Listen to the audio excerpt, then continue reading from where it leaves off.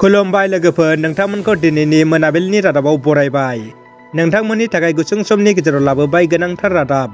अन्नानै रादाबखौ जोबजासे नायलांदो।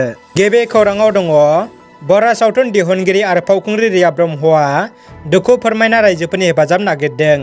फावखुंग्रिया फोरमायदों, गावनि आरबि फिल्म प्रडाक्शन इउटुब चेनेलाव गोदानै ओंखारनाय गोरबो बिखा एलबामाव कपिराइट क्लेम फैदों। नयन बरगयारि टपिक बिगोमा मिथियै फेक इउटुब चेनेला रियानि बे मेथाइखौ कपिराइट क्लेम हरदों। मख'नो गोनांदि रिया ब्रह्मआ बे मेथाइखौ बायनासो एलबाम बानायदों होनना फोरमायदों। दा बै सुबुंखौ हमनो नाजादों आरो सोरबा सिनायोब्ला फोरमायनो थिनदों। लोगोसे नयन बरगयारि टपिक इउटुब चेनेलखौ रिपर्ट होनोबो मुंदांखा फावखुंग्रिया खावलायदों। बिटिआरनि सासे गोख्रों सुबुं माहारिखौ हेफाजाब होग्रा एम राकेश ब्रह्म बिथाङा मागो दमासिनि गोथार फोरबोजों लोब्बा लाखिना दिनै फामु फोथार गामिनि बैसोगोरा आइजोफोरनो गोबां बुरजा दख'नाखौ गांफा गांफा रानना होदों आरो बिथाङा बिमा माहारिफोरनि बोर नाजावदों। एम राकेश ब्रह्म बिथाङा बेबायदिनो जेब्लाबो सुबुंफोरनि गाहाम हाबा मावनायखौ नुनो मोनगासिनो। बिथांनि दख'ना राननायखौ मोनना बर' बिमाफ्रा गोजोननाय फोरमायना बिथांनो बोर सारस्रियो।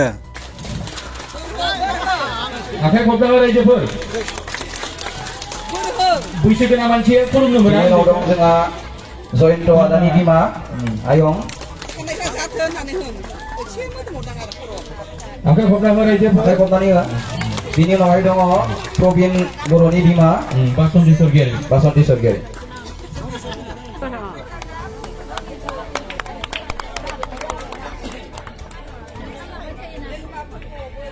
आखाइ खबना हो रायजोफोर, एनि टाइम आखाइ खबबाय था।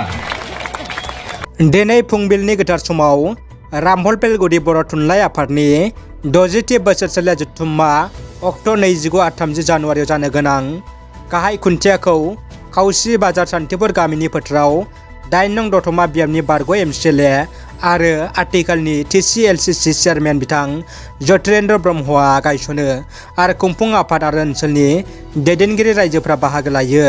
दानिया फैदो गुबुन मोनसे खौराङाव।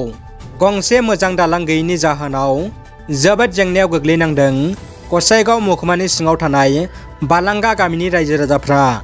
क'क्राझार जिल्लानि गसाइगाव महकुमानि सिङाव थानाय एबा 29 नं सोनाब क'क्राझार बिधानसभा बियाबनि सिङाव थानाय बालांगा गामियाव गंसे दंफांनि दालाङा जोबोद गाज्रि जानायनि जाहोनाव रायजो राजाफोरनि सुबिदानि थाखाय सरकारा गंसे आरसीसी दालां लुफुंना होनो थाखाय स्किम होदोंमोन।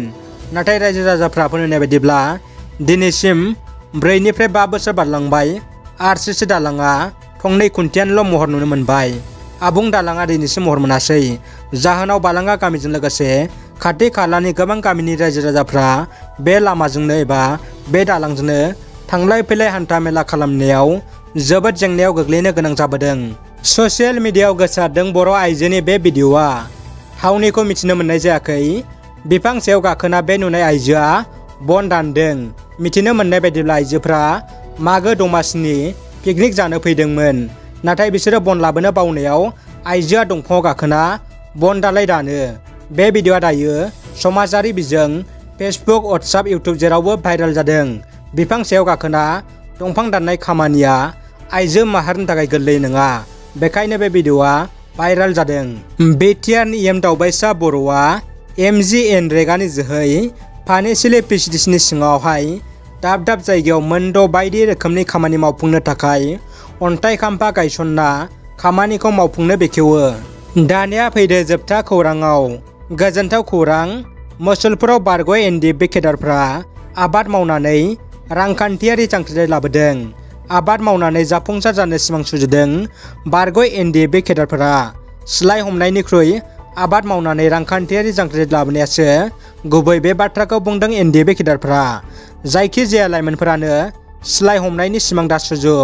बाक्सा जिल्लानि मुसलपुर महकुमानि सिङाव थानाय नुथुन फोथार उदां आर'नाइ ससाइटिनि सोद्रोमाफ्रा आबाद मावनानै रांखान्थियारि जांख्रिथाय लाबोनो सिमां सुजुदों। रादाबा एसेनोसै लोगोफोर। रादाबखौ जोबजासे नायनायनि थाखाय गासिनिसिमबो साबायखर। अन्नानै भिडिअखौ लाइक, कमेन्ट, शेयार खालाम। लोगोसे चेनेलाव गोदानै फैदोंब्ला साबस्क्राइब खालामनो गुरै खावलायबाय।